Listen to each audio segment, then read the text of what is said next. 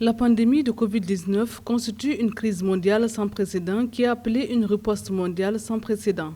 C'est dans ce sens que l'Organisation mondiale de la santé a nommé vendredi 24 avril l'ancienne ministre des Finances du Nigeria, le Dr Ngozi Okonjo-Iweala, en tant qu'envoyé spécial pour son projet nouvellement inauguré, le dispositif pour accélérer l'accès aux outils de la lutte contre le Covid-19 ou dispositif ACT.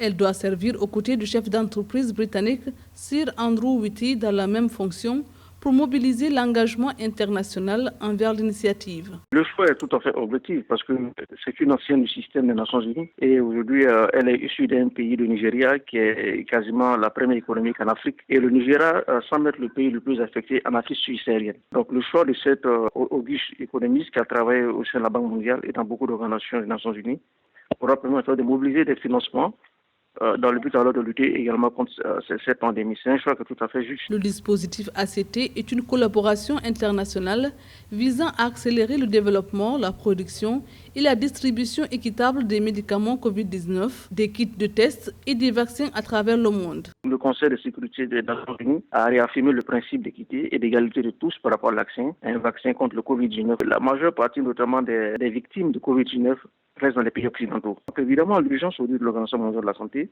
c'est de pouvoir régler également cette partie du monde aujourd'hui qui est confrontée à cette maladie. Mais le risque est que le continent africain reste très vulnérable parce que nous avons un système sanitaire très défaillant. 3 semaines, selon le rapport de l'Organisation mondiale de la santé, le nombre de cas en Afrique a augmenté de plus de 61%.